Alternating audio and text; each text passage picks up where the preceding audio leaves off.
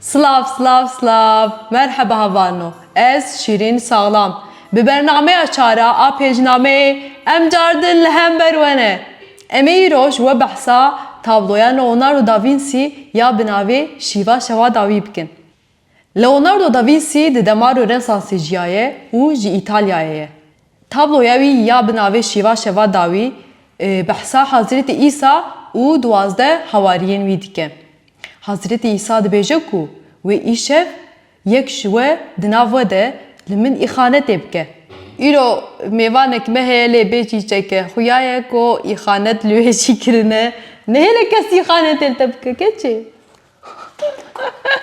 Bana henekê xwe ez heneka bi te dikim. Wê ji te niha hin çîçekê xweştir tê kevin şûna vêna. Ê zindî, ê xweşî. Mê ku ji te bişîn heye gelo wê hebin lê. Xwe xemgîn neke, kes îxanetê li te nake. Di freskê de Hazretî İsa xwe dirêjî nan û şerabê dike. Şu an dibêje ku rajin vî nanî ev laşê min e û rajin vê şerabê ev xwîna min e û min bi bîr bînin. Di vir de xelekek pir balkêş jî heye. Dema destê İsa digîje şerabê, di heman demê digîje tasê jî.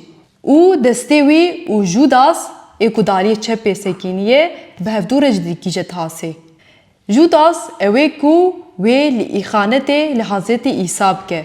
Ji bona ku îxanetê li Hazretî İsa bike, Romayî radibin sî parçe zîv didin wî.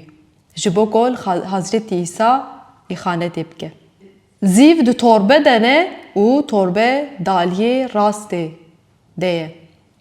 Di heman demê de xwe digîjîne tasê jî. Ji xwe rêyekê Hazretî İsa bibîne ku kî îxanetê li wî bike yek ev e ku ji heman tasê de bi wî re bixwe û parve bike. Dîroknasên hunerê di derbarê tiştê ku ev dîme temsîl dike de xwedî ramanên cuda ne. Her wiha dibe ku şîroveyên cuda rast jî bin ji ber ku ev di behsa vê tabloya bi gelek mijar ve girê didin.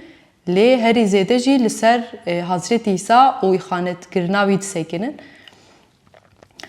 Leonardo ji xwe di tabloyên xwe de behsa matematîk, zanistî û têkiliya gelek tiştan bi kar tîne.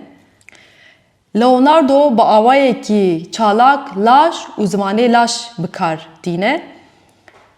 Ji bo ku karakter bedena kesên nîşan bide. Di vî wêneyî de 4 komê sêyem hene.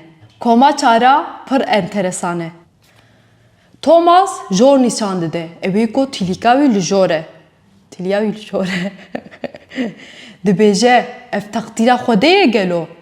Ma ev plana Xwedê ye gelo yek ji me îxanetê bike.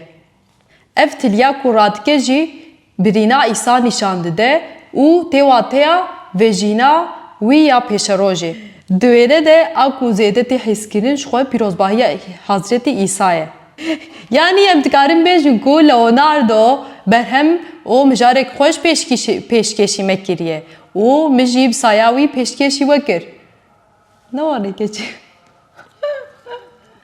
Nehêle ku kes îxanetê li te bike ka çîçekê te?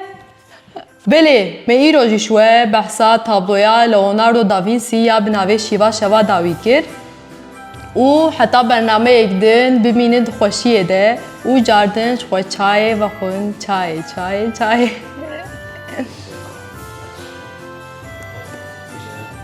Ana çiğdir veya melekte seri.